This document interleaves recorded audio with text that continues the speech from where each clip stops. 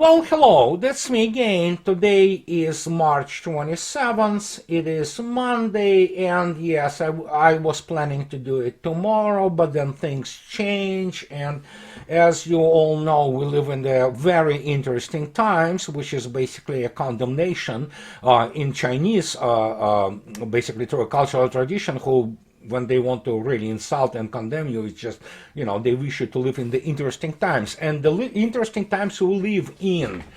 So, and while the West is busy with dealing with the existential issues of human civilization, such as this, which is, of course, what can I say, that pretty much describes the present state of the combined West. And yeah, what can I say? I don't want to even, discuss this. But I want to point out to you and you know what? I already am on record. I'm constantly saying this, that I will not stop to expose Western media and Western so-called expert class as basically a lying sacks of shit, which most of them are.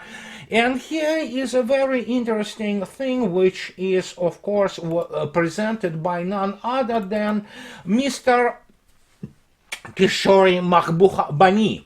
He is the Singaporean diplomat and fairly he's going, let's put it this way, he's getting around and well known. And look what he spoke. And believe me, the screenshot of his video, it's actual video. You can go out there, take a look and listen to this video, and the transcript is precisely what he is saying in the School of Government in the United States. And look at this. As someone who visits at least 30-40 countries a year, when I come to the United States, I go to the hotel room and I turn on the television. I feel that I'm cut off from the whole world. Literally. The degree of insularity of the American discourse is frightening. This is true about New York Times, the Washington Post, the Wall Street Journal. There is an incestuous self-referential discourse among these newspapers, journalists, etc. And they reinforce each other's perspective and end up misunderstanding the world. The only key point I want to emphasize is that the era of the Western domination in the world history is a 200-year aberration. It is coming to an end. As a result of it, you've got to learn to understand non-Western perspectives. While I may have some issues with his interpretation of the Western dominance, because it's a little bit longer than 200 years, but he is absolutely correct, and he is just absolutely on point that basically everything they do, and all this expert class and those people from Washington Post, Wall Street Journal, CNN, and you just go on and on, every single mainstream media in the United States, and the same goes for primarily the foreign policy class, such as Council on Foreign Relations. They know nothing about the world's history, and they don't know what is going on in the world outside. In general, anybody with the humanities degree in foreign relations, as I already stated, political economy or economics, or any kind of political science is basically a hack. I mean, not all of them, but overwhelming majority of them. People who go through journalist schools in the United States or the West, they are not journalists. They are most what they get is they have this degree in communications and journalism, which they hear for whatever number of years, the stories about how somebody investigated something, and then of course they are prepared for the propaganda. Primarily the strategic communications subject, which is being taught in a number of universities, is nothing more than just a euphemism for plain sheer propaganda. But the point is they are so dumb, most of them, including the professors who teach them, which also contain those fake degrees and what have you, is the fact that they don't know shit from Shinola. They don't know the world outside. They don't know how it operates. And of course there is a lot of butthurt, because obviously they have feelings, they have sometimes, because some of them have a fairly agile minds, and they begin to feel that something goes wrong. Well, when you look at, for example, famous London Economist, which is a globalist rag, which is also staffed with people who have no freaking clue about anything of value or tangibles and how the world operates. They show you this: the world according to Z. And it is the Economist Asia issue. And again, as any British media outlet, it's staffed by dumbasses, basically, who are only good at propaganda and basically invent stories about economics, finances as they go. Basically, they don't know how the world works. They don't know how the real economy works. And this also is the reaction to the or basically to their own butthurt after visit of Comrade Z to Moscow, and obviously, as you might remember, obviously it has been removed from the front pages, but many of those media outlets, and including number of those foreign policy experts, and America doesn't have many foreign policy experts, most of them are amateurs compared to real serious diplomats, they were talking that Comrade Z wanted to call Mr. Zelensky. And of course, Comrade Z never called Mr. Zelensky. So now this story is removed and hidden in the cellars somewhere in the basement of all those media outlets. But it was front pages all over when they said that, yeah, Mr. Z peace plan was about to convince or, coerce Putin and call Zelensky after that. People do not understand, evidently, the scale of China and the scale of Mr. Comrade Z as the political leader of the huge, actually largest economy in the world. For him to call some war criminal, actually, who is a puppet and basically is run from Washington and NATO, it's just like, I don't know, waste of time. But those people, that's who they are. But to understand, to kind of give you the perspective of it, I want to present you with some facts which testify to their not only the scale of ignorance, which is stunning, but not only about of the outside world or of Russia, but against the background of the number of the statements, first by Mr. Medvedev, then by Mr. Putin himself, and today with Mr. Patrushev, the Secretary of Russia's Security Council, all about the United States and about what Russia is doing and how she is doing this. And you can look up Mr. Patrushev's interview, which is fascinating, on a number of the Russian websites, but in my blog, many people already translated it. I think so RT also did it. But the point was very simple. And again, when people look at the special military operation and they also look at these headlines, which is again Wall Street Journal, and again, there are zero military experts in the Wall Street Journal and around it. Basically what they have the fraudsters like Petraeus or Keane and from the Institute for the Study of War and Nyakon Cabal hanging out the Wall Street Journal as experts, but they look at this. They say that Ukraine offensive takes shape with big unknowns. Weapons and training from NATO allies will be pivotal while targeting will seek Russian weak spots. First, let me explain again. There are no any acting general, 2, 3, 4-star general officer in the United States military which can train Ukraine on any serious operational strategic level. None. Because none of them ever fought anything like this, and they are the students. That is why they sent all those volunteers and mercenaries there to learn those basic facts on the ground. But reality is they are, as I already stated, and I can really answer this and I can debate it with anybody else, that their jaws are on the floor because those guys never saw anything like this in their lives. So, in this case, this Wall Street Journal BS is just BS. But the most important thing is that they do not, they begin to kind of get it. That is why narrative has changed. They never knew what they got themselves into. despite the fact that what I'm about to present to you is nothing more than just open source information easily available all over the internet. But as I already stated, people in Council on Foreign Relations, people in Wall Street Journal, people somewhere in Beltway, among many other those intelligence community, they simply lack the toolkit. And I know what I'm talking about because I know the exceptions, such as Larry Johnson, my friend, other people who are indeed exceptions to the overall ignorance of the American intelligence community, and all those people who pretend that they know how the world works. They don't. And especially so, they have no clue about Russia. And here we start with this. And again, this is nothing secret. It's all in the open. But I want you to understand the scale of things. Mr. Putin, speaking yesterday, he basically stated this. He said, oh, okay, it was on the 25th, actually, so it was 2 days ago. In Real Novosti, he said, okay, yeah, sure, yeah, if you send 400 tanks to Ukraine, well, we'll produce 3 times more. And actually, he continues and says, no, not even 3, more than 3 times. And he is talking like this. Then, and I quote, military-industrial complex of Russia, very fast. The tempos and the speed with which many didn't even anticipate is developing.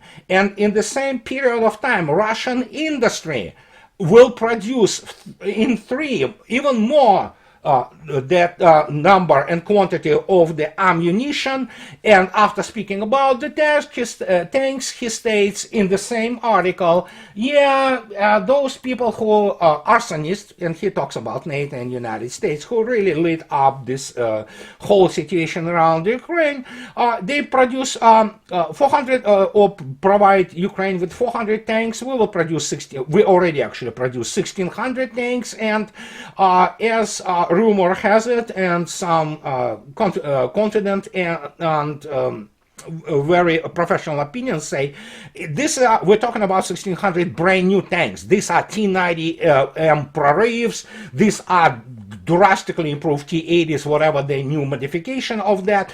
But the rest of it, and the number can go as high as 3,000. We're talking about also the modernization of the existing tanks.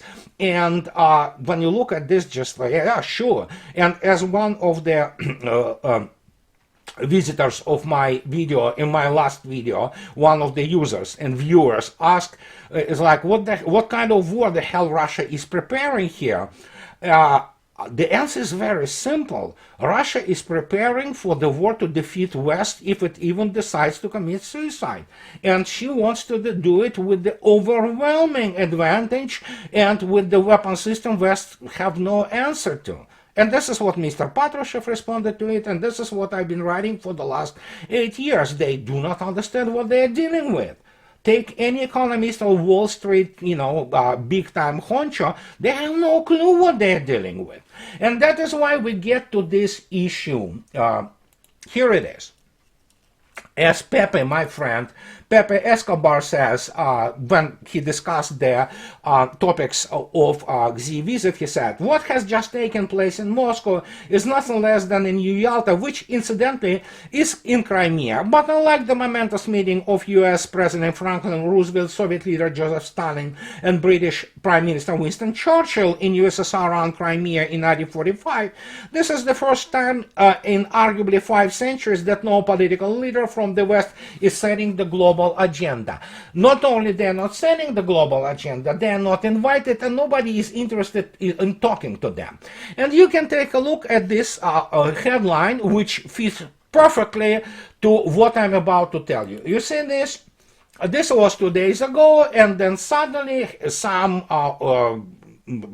journal, she is, this, evidently she's an environmentalist and all kinds of things, but even she cannot deny the fact of that Russia's nuclear industry continues to rake in export revenue. And here she is. Russia has managed to avoid a lot of economic damage that the world anticipated. Russia's nuclear industry has managed to dodge sanctions and continues to be a strong driver of export revenues. Well, that is obvious. The same goes, you can go to the oilprice.com and read today headlines that Russia actually maintains a very high level of the extraction, and of course all of it goes to the Asian markets, sells above their this price cap which Europe basically shot itself into the foot. And yeah, it will continue to be so, and Russia provides the gigantic volumes of both oil and natural gas, and then liquefied natural gas is coming to for example China and other Asian customers. And that brings us to the issue of how they do not understand what Russian economy is. And when we talk about, for example, Russian nuclear energy, let me show you, and again, these are well-known facts. You can easily find them in the internet. They are pretty much in the open. And look at this. Russian nuclear energy is built around it's a giant, it's colossal, to put it mildly, technological company which is called Rosatom. So here it is. Let's take a look at what Rosatom is. So if you take a look at Rosatom own site, you can see yourself that the fields in which Rosatom is involved is, and they correctly state, is one of the global technological leaders. It is multi-industry holding comprising assets in power engineering, machine engineering, and construction, among others. And corporation's portfolio right now has with in the world 34 power units at different stages of implementation in 11 countries. And so when you look at the size of the company, it's 290,000 people. This is the company which is equals in size to the largest European company, which is, of course, Siemens. But let me put it this way. And there are Russian companies which dwarf Siemens, and I mean dwarf. But let me put it this way. When you look attentively at what they do, look what they are developing, Rosatom.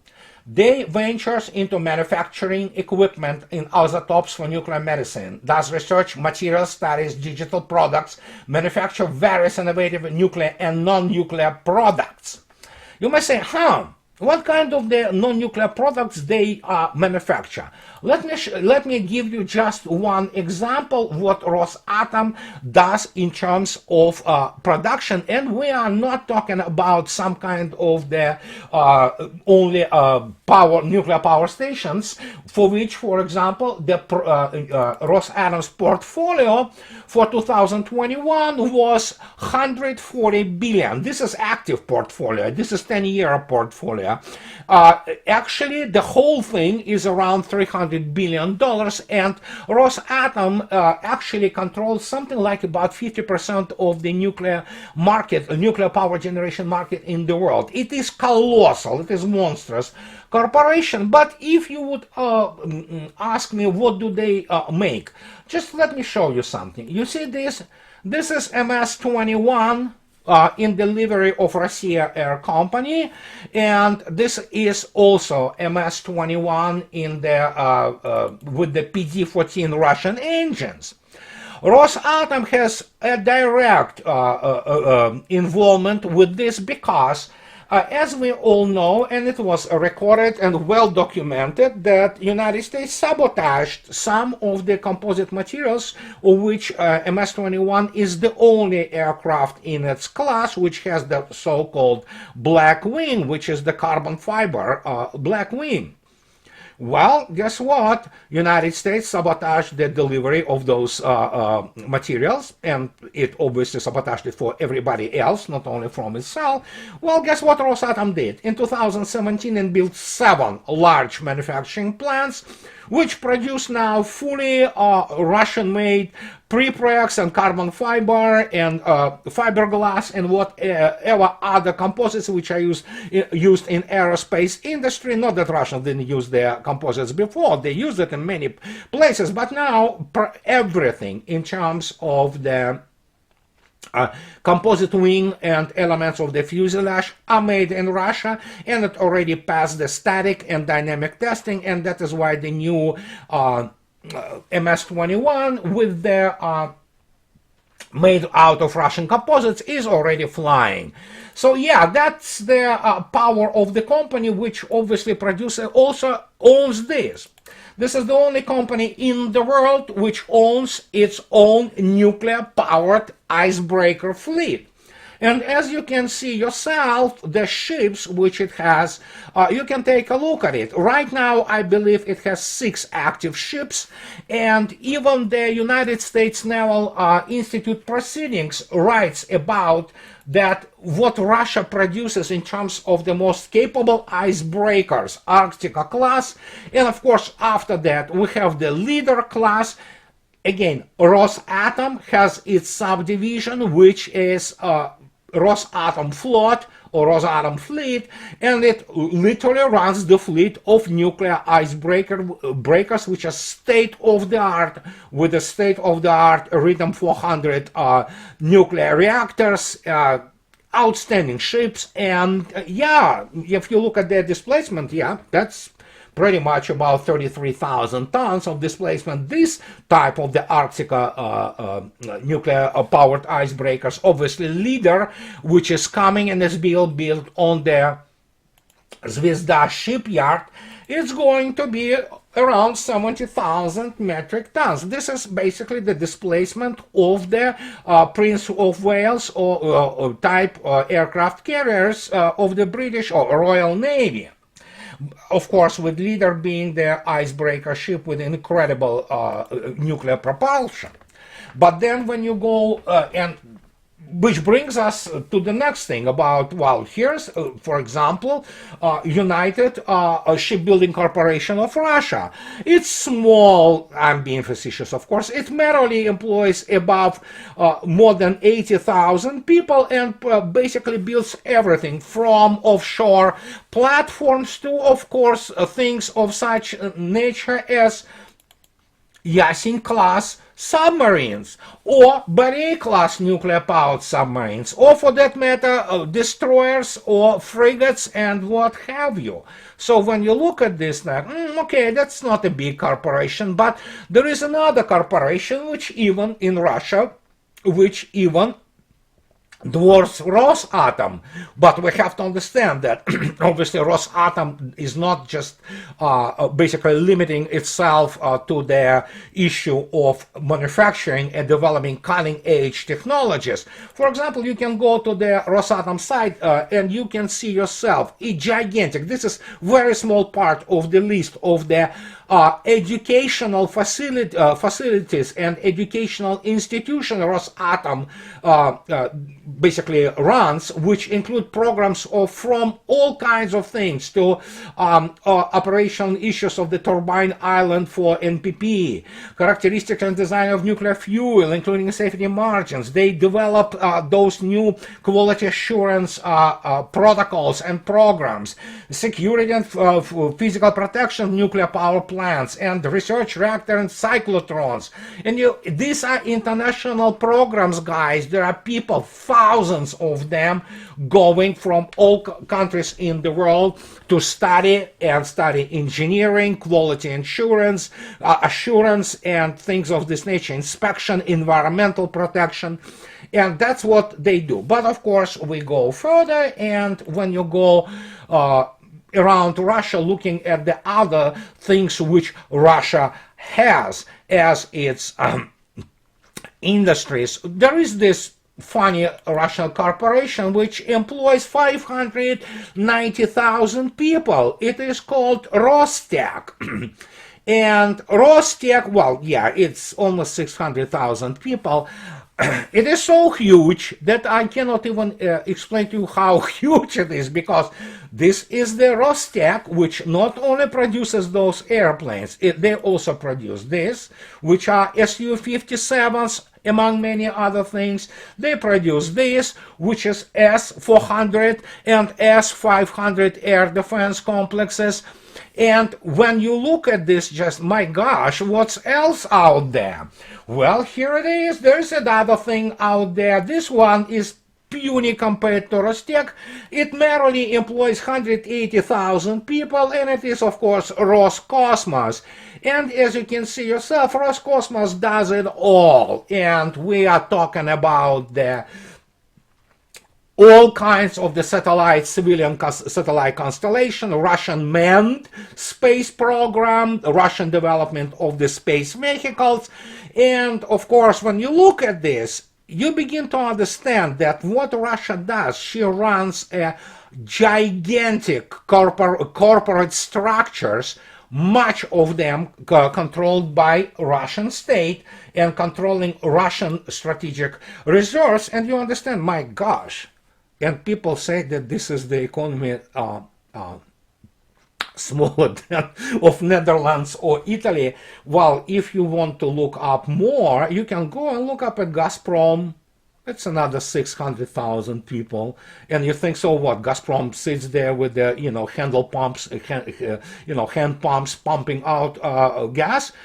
It's a high-tech company which develops its own instruments and toolkit, builds it and employs it on this huge fields of developing of gas fields and pumping it and building pipelines. And guess what Russians do? They're not just selling gas, they obviously sell a lot of oil. Rosneft is small, it's barely 200,000 employees. But guess what? Rosneft also not just pumps those things, it develops all spectrum of the extracting technologies, including those technologies which everybody in the United States a few years ago loved to talk about, how Russia will collapse without technology from the West, like extraction technology. Well, I have news for you. Russia produces all spectrum of the shale oil equipment, including the chemicals and including all this complex machinery. And when you go on and you just begin to look at Russian corporate structure, this is one giant after another, which dwarf many Japanese groups which were so famous and in fashion in 80s, whatever went after Zaibatsus, whatever the name, you can look it up. I don't remember from the top of my head what is the conglomerates. And when you look at this, you begin to understand that you are talking about an economic monster. And guess what? China needs this economic monster because she needs Russian weapons, she needs Russian resources, which, by the way, yeah, it's the power of Siberia 2 now received huge boost, and the contract on completion of it by 2025 will be signed pretty soon.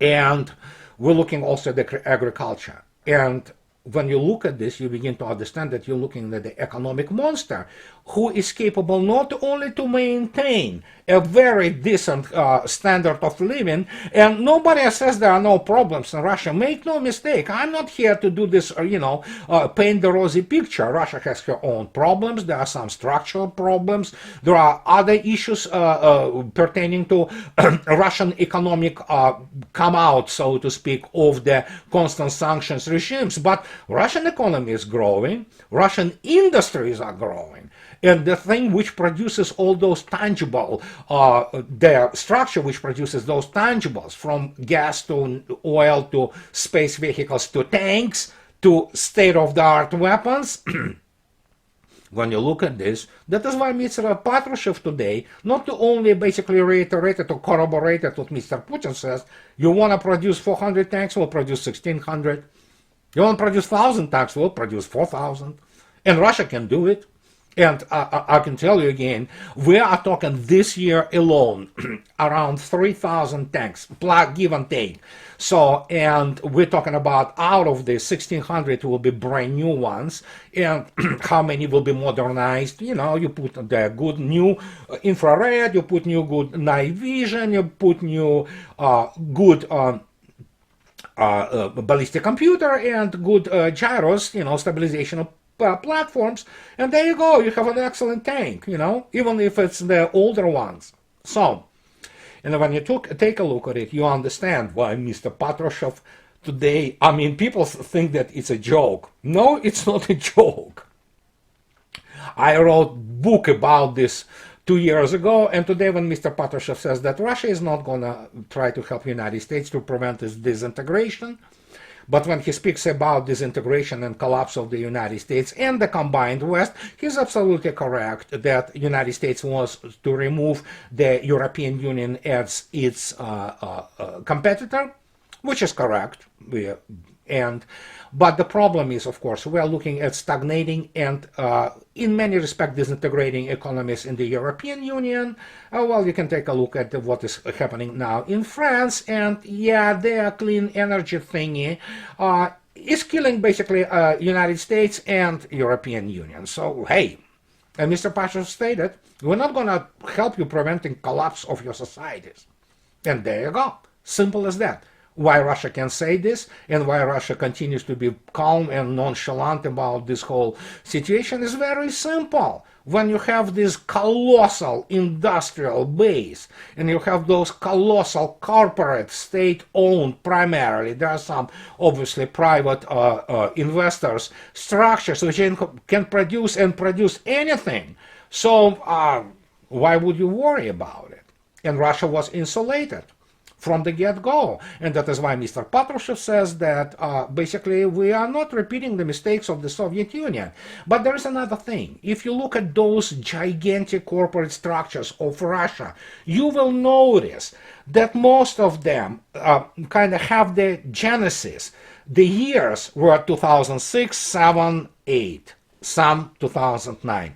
What was those years? The years in and after, around and after the famous Munich speech by Mr. Putin about challenging the West. Well, guess what? Russia did challenge the West, that's for sure. And now, when you look also how those companies grow, and again, I just named few ones which are, everybody heard about them. There are some gigantic machine building complex companies such as like Transmash Holding. It's somewhat privately owned, but it produces excellent rolling stock. It employs about 50,000 people. So, and you begin to go and look at it, and it just becomes, wow, you know what? That explains you a lot. And that is the pure geopolitics, and these are things which all those people in the so-called intellectual media, intel elites in the United States, let alone in the European Union, they have no clue about. They don't know how to handle it because they don't have the toolkit. They haven't been educated properly on this issue. And as Mr. Singaporean diplomat stated, they are completely insulated. United States is completely cut off the rest of the world to understand what is going on there. And I'm just doing my part here, trying to educate people. So, and this is what I wanted to tell you about what is going on outside. And as always, guys, those who like what I do, please subscribe to my channel. Those who can afford, please support me on Patreon or buy me a cup or two of coffee. And I really appreciate my sponsors who allow me to do what I'm doing. And guys, have a nice week ahead of you, and I'll be talking to you later. Bye-bye.